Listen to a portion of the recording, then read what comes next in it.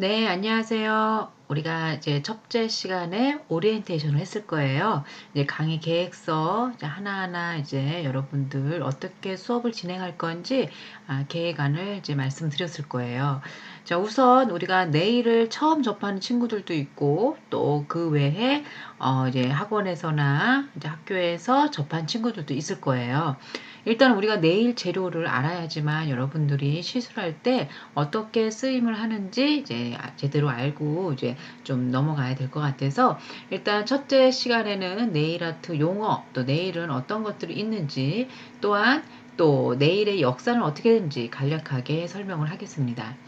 우선 네일 아트 용어를 보시면 필링 젤이라고 있어요. 손의 각질을 제거하는 용도로 손에 도포하여 마사지 하듯이 문지른다 이렇게 나와 있습니다. 다음에 팔리시 우리가 매니큐어를 말하는데요. 뭐 팔리시 아니면 폴리시 둘 다 이제 오기도 합니다. 다음에 리무버예요. 여러분들 이제 그 팔리시를 지울 때 쓰는 리무버 아세톤이라고도 해요. 영양제 손톱에 영향을 주는 거예요. 그래서 우리가 고객들이 손톱이 많이 약해져 갈라지거나 부러질 때 아니면은 얇을 때 어떤 상황에 따라서 영양제 제품도 여러 가지 다양하게 나오기 때문에 그래서 고객들이 원네일에 영양제를 많이 바른다는 거.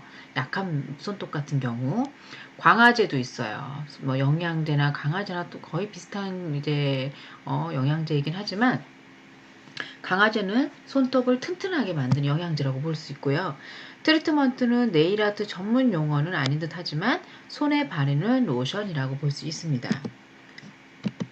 다음엔 탑코트예요. 이제 탑코트는 우리가 팔리시를 다 바른 다음에 마지막으로 바르는 게 이제 탑코트라고 보시면 되세요.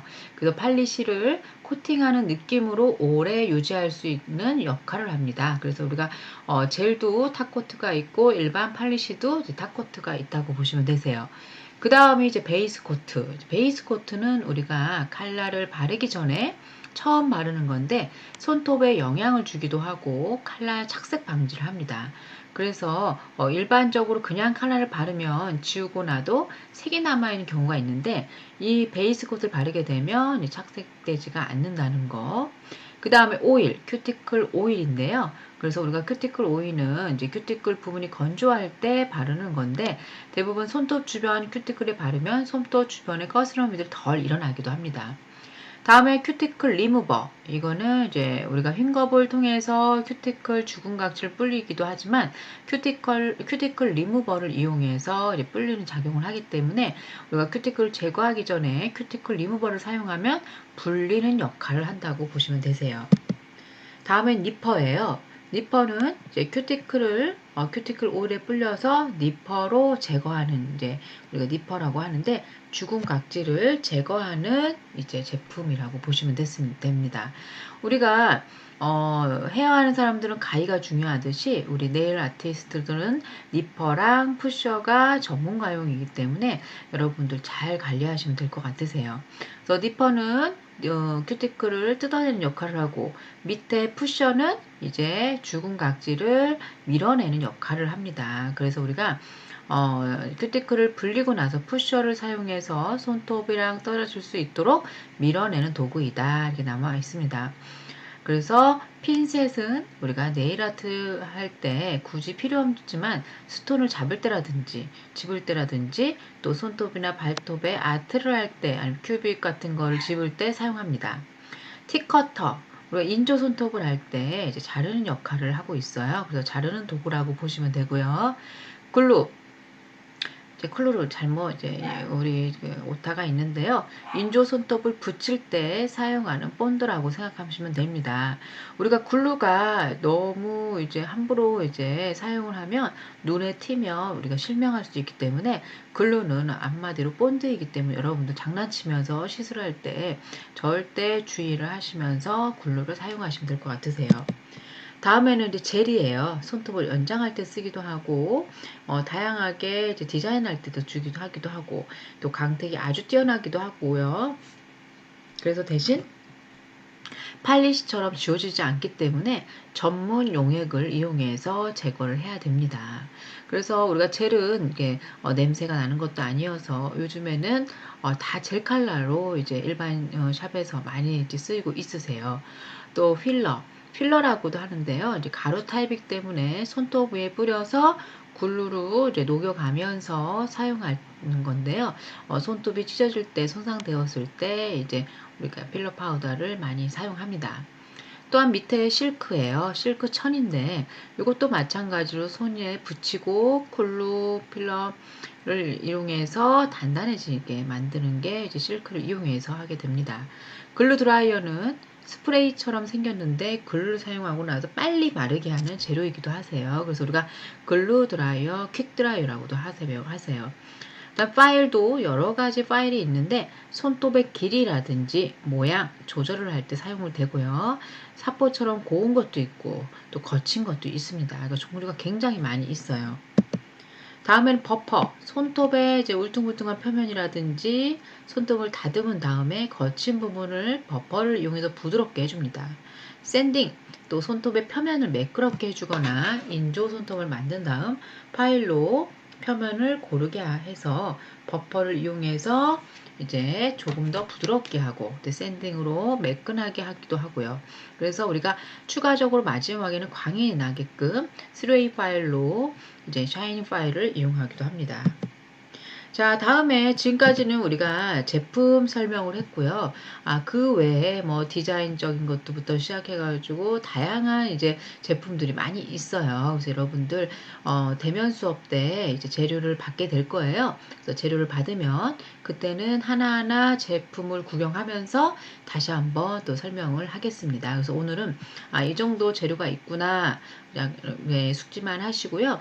그 다음에 재료 받을 시에 여러분 다시 한번 이제 보시면 될 것 같으세요. 다음에는 이제 네일 아트 종류가 있는데요. 지금 보여드리는 것은 마블링한 작업이에요. 예전에는 일반 칼라를 통해서 마블링하는 작업을 많이 했었는데 팔리시가 많이 쓰이게 되니까 요즘에는 이거를 작품할 때만 쓰기도 하고 일반 샵에서 많이들 이렇게 하진 않으세요. 다음은 프렌치 네일 아트. 이제 프렌치 네일 아트인데 지금은 이제 프렌치에 이제 디자인이 들어간 거긴 하지만 대부분 프렌치 그라데이션은 우리가 국가 시험에도 나오고 있어요. 그래서 프렌치 같은 경우는 기본적으로 고객들이 많이 하는 이제 디자인이라고 볼 수 있는데요. 프렌치도 있고 일반 프렌치도 있고 깊게 들어간 딥 프렌치도 있고 그래서 고객들이 많이 하는 프렌치 네일 아트다 이렇게 보시면 되세요. 아까 말씀드린 것처럼 그라데이션, 자, 그라데이션, 흰색 그라데이션, 흰색 프렌치, 이건 이제 국가시험에 나오는 부분인데요. 위에 흰색 그라데이션은 웨딩 네일 때도 많이 하고 겨울 네일 때도 많이 하세요. 그래서 그라데이션이 흰색만 하는 게 아니라 일반 샵에서는 다양한 컬러를 이용해서 프렌치를 한다는 거.